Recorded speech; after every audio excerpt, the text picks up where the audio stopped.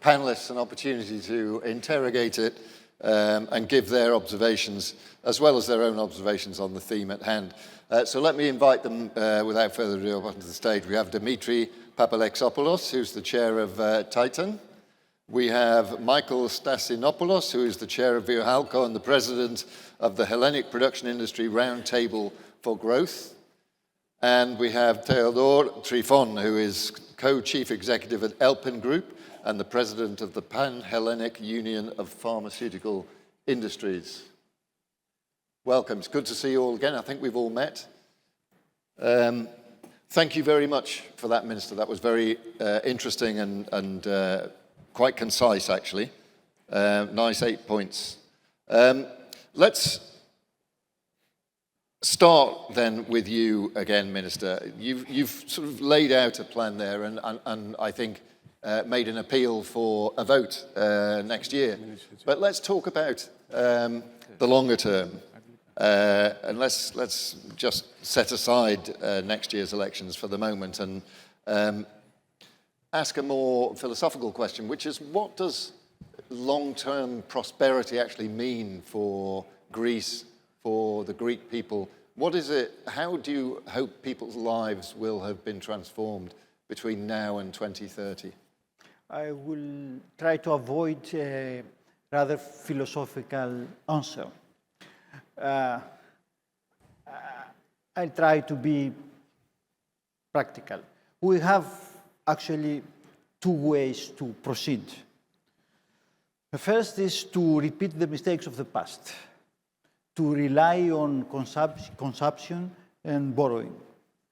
Or the other way, the other alternative, to rely on investments, entrepreneurship, innovation, exports. So for us, the choice is absolutely clear. In order for the recent national achievements to last, in order for us to build upon them, we have to continue combining fiscal prudence with a business-friendly approach, and at the same time to focus as much as we can to issues like productivity and innovation. Yeah. Without forgetting, of course, the question of the diffusion of the wealth. That's why I mentioned the key issue of equal opportunities for all. Mm-hmm. Okay, good. We can come back perhaps a little later across the panel to our thoughts about 2030 and where we may be by then, but let's move on for the moment. Let's stick with our heavy industry materials representatives for now. Industrial policy is right back center stage, all the fashion around the world and including Europe. So from your point of view, I mean, Greece's industrial base has historically been smaller relative to its GDP than many of its EU competitors. Is there a realistic opportunity for Greece to rebuild its industrial base, or is that the wrong target to be going after? You first, please. Well, it shouldn't be necessary to belabor the obvious that industry is important for any country, in Greece in particular, not only because it provides good jobs, it has a big multiplier, it makes for a good connection with technology, and the challenges there, and provides a big part of our exports, and last but not least, it provides a certain amount of diversification from our two traditional strengths in tourism and shipping. Now, in that sense, I would argue that Greece's relatively small industrial base may be an advantage at this point in time more than a disadvantage. Interesting. And I certainly am more optimistic about Greece than I am about Europe. And let me point out 3 or 4 reasons why I believe that to be the case. As long as you're brief. I will be brief. So the first reason is the macro background is as good as it's ever been. Yes. In a number of ways, including the regulatory framework that the Minister pointed out. The second reason is that Greece does not participate in many of the big value chains in Europe, like the car industry, which is under attack now. And on the contrary, the changes of our times play to Greece's strengths in many ways, with smaller, more agile companies, play to our strength in STEM, play to our strength of entrepreneurship. And I think we can build on that. And ultimately, Greece has a number of niches where it has competitive advantage, which collectively can provide quite a boost to an economy the size of Greece. And in those, I would include pharma, I would include metals and mining and materials, I would include energy, I would include software for industry, which plays to the STEM strength again. I might include defense, maritime, and pharma. So there's a lot to be done there. Clearly, it's not all there for the taking. We have to, as the Minister said, we have to continue reform to get there. But the numbers support that. So at the percentage of industry in the Greek GNP has been growing in the last few years. And at a time when foreign direct investment in Europe is cratering, has been cratering the last few years, it's actually doubled in Greece in the last 10 years. So I think we have to stay focused on where we are, but there's certainly a lot of potential to improve from where we are. Okay, excellent. Thank you, Mr. Stassinopoulos. Thank you very much. Go ahead. Okay. First of all, I would like to commend Mr. Hatzidakis for his very interesting speech, in reminding us the work that has been done in many different levels and directions towards the better economic conditions, the growth of the economy. And I would also like to a bit correct a bit the question. So Greece had an industrial base in past decades. It's not in the readily visible past, but it's not something in our DNA or in our culture that prevents, I think, to be more active in industry. So, but this historical weakness of the last decades, of course, is visible in the low productivity and in the current account deficit. So Greece is not exporting enough, is not producing enough,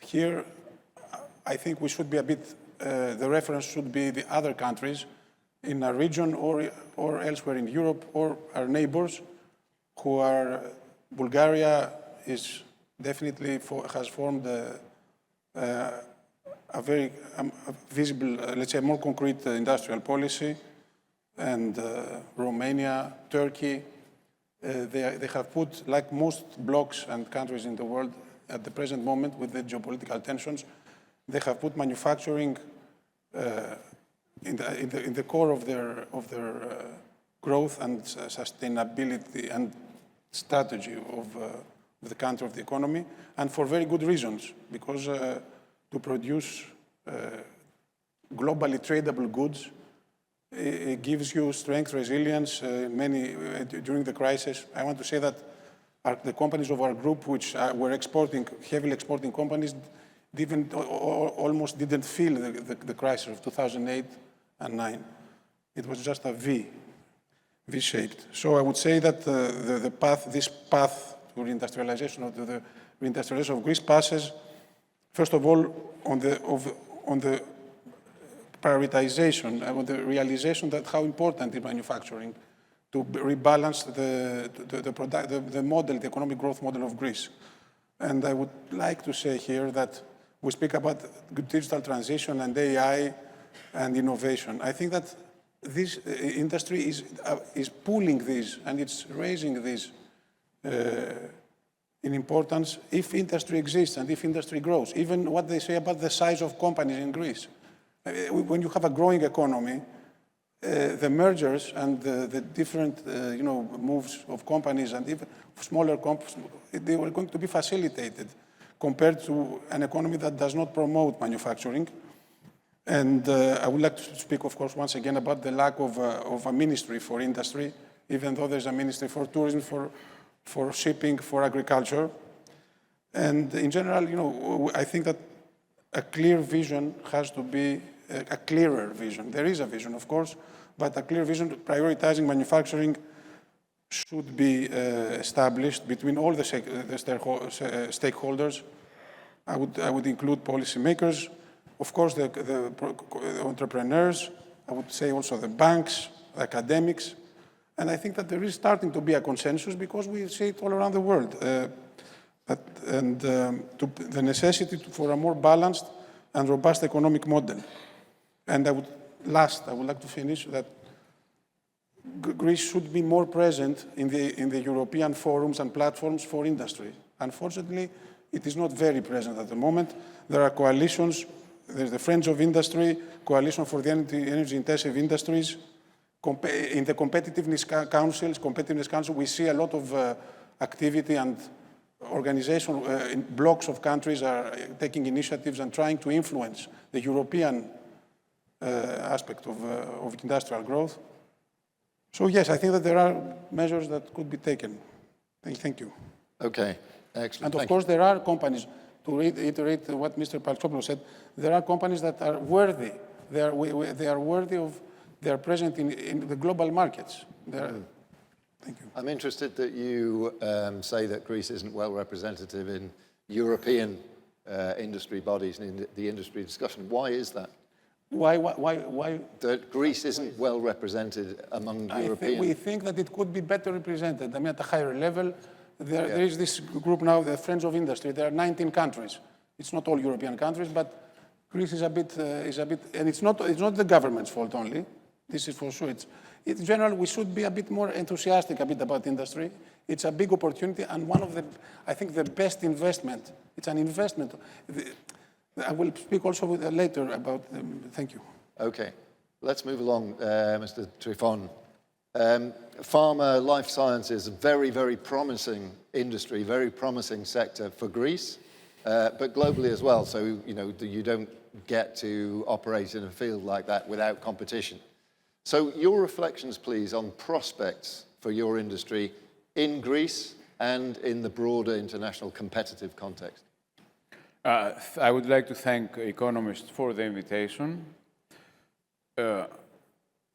I think we have a general framework that has certain things that should be taken into account. First of all is the Greek crisis of 2010, 2018. This, unfortunately, had very negative effects on the investments of many companies. It actually took away some investment capital, so we lost some space or some time in the race for competition. In that time, many of our competitors abroad were investing towards the future. The second is that, unfortunately, also Europe, the last 20 years, had a policy which resulted in deindustrialization to other parts of the world. The industry was not a priority. We had many issues that the incentives for industry and expansion and AI and digital were not competitive to other regions of the world.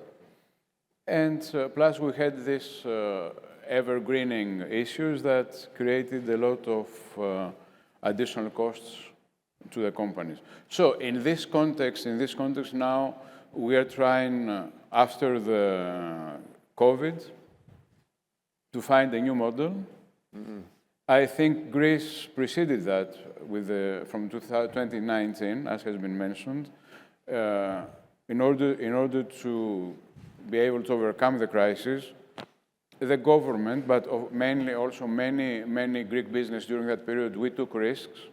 One thing I would like to say is that Greek businessmen should take more risks. I'm coming to what we should do more, take more risks, because if you don't invest to new technologies, to expansion abroad, it's a game that you might be out of the market. We took risks. The macroeconomics of the country improved, and then in certain sectors, of course, taking the risks, making investments, we saw our companies being more competitive in the European and world environment. In our industry, we had 2 or 3 local champions during between 10 and 20. Now we have 7 or 8 local champions and 3 or 4 research and development international institutions based in Greece, a new biotech life science hub, and 10 more production sites. So I think this is a way forward by investment.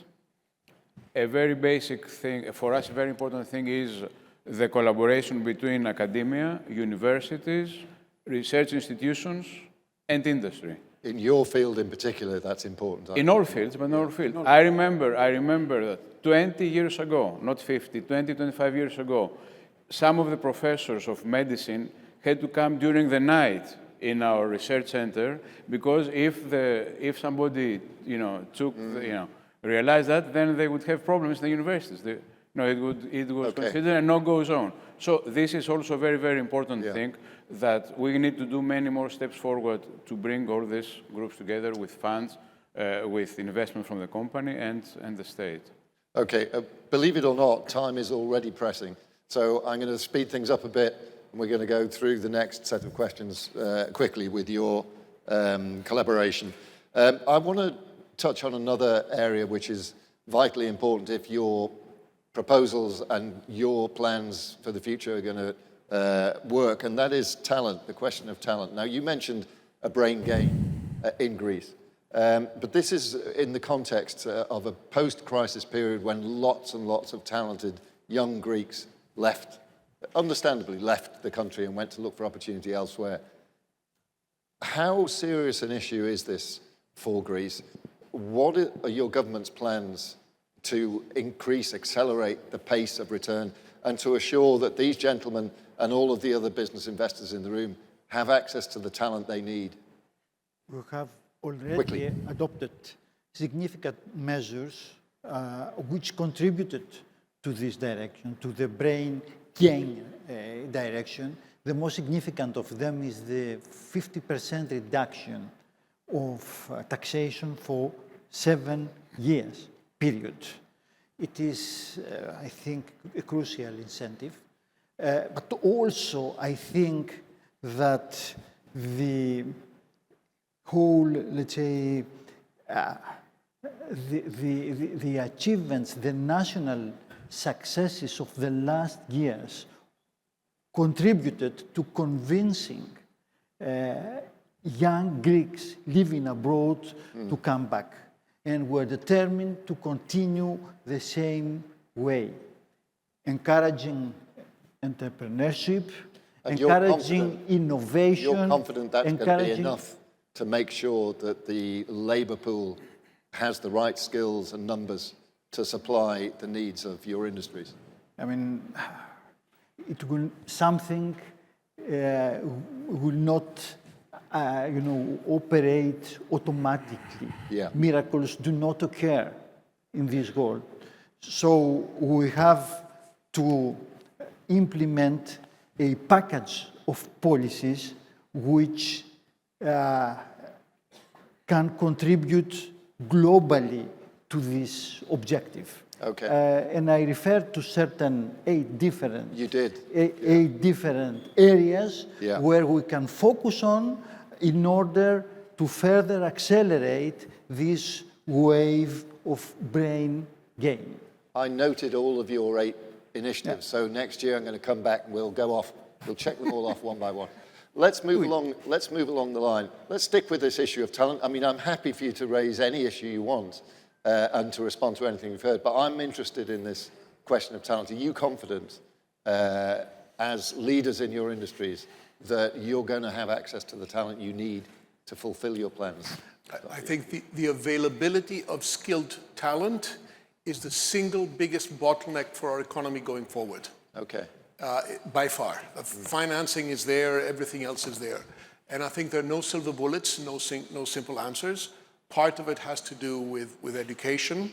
This will get worse because of AI, so we have to accelerate the AI component as well. We have to talk more seriously about immigration and labor force participation. But The last thing I guess I would add to this discussion is to emphasize that the brain regain is not as simple an equation. It's working. I think in some way the brain drain has been beneficial to Greece because we have a diaspora, which we didn't have until recently, of intelligent, motivated people. I found that since COVID in particular, that link with the Greek diaspora has been hugely enriched, and it's improving the way Greek companies work, how extroverted they've become, and bringing talent, meritocracy, and a new style of management to Greece. So I think in some ways, that brain drain, I agree, it needs to be reversed partially, but let's not look at it as only a bad thing. Okay. And in a digitally connected world, the fact that people aren't in the country doesn't necessarily mean you don't have access to their talents. Your conclusions, very briefly. I fully agree with the two gentlemen. Many things have been done, and what Mr. Paxopoulos said, very important, relevant points. I would like to hope and to think that talent, except for employees, will include entrepreneurs and towards the creation of the new, let's say, industrial and production base in Greece. So people who are going to really take risks, find a favorable environment, friendly to the establishment of new business. Because Greece, okay, the companies are growing and there is a lot of investment, but I don't think that we are building, that a new ecosystem is being built. We see some industrial parks in Greece still being empty. So I think that talent should encompass also the business people who will start new businesses.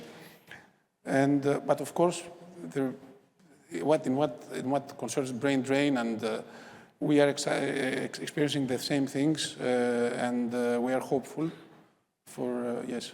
Excellent. Thank you. That's a really good point about entrepreneurial talent. Let's move on. Well, I think the issue is generally, again, for Europe. I mean, on the one hand, we have India and China. They have about 200, 300 million young people that go, many of them into STEM, into science. So how do you beat that? Yeah.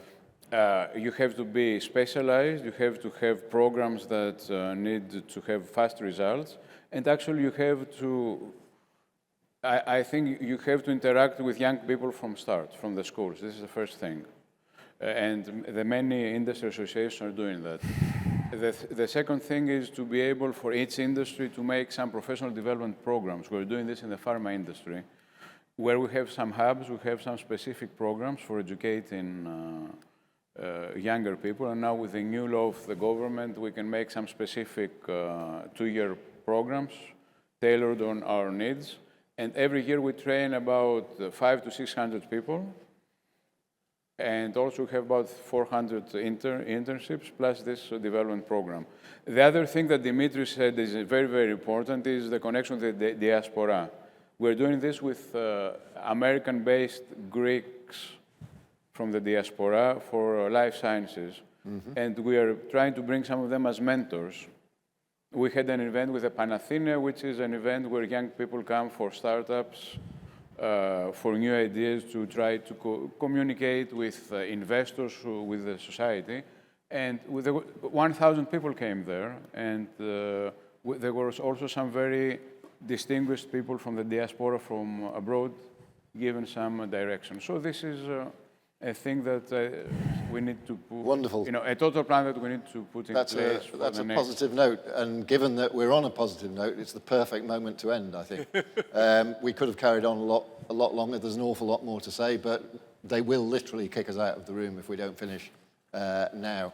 I hope you'll all agree with me that whatever talent shortage there is around the world, it's not lacking on this stage, myself excluded, of course.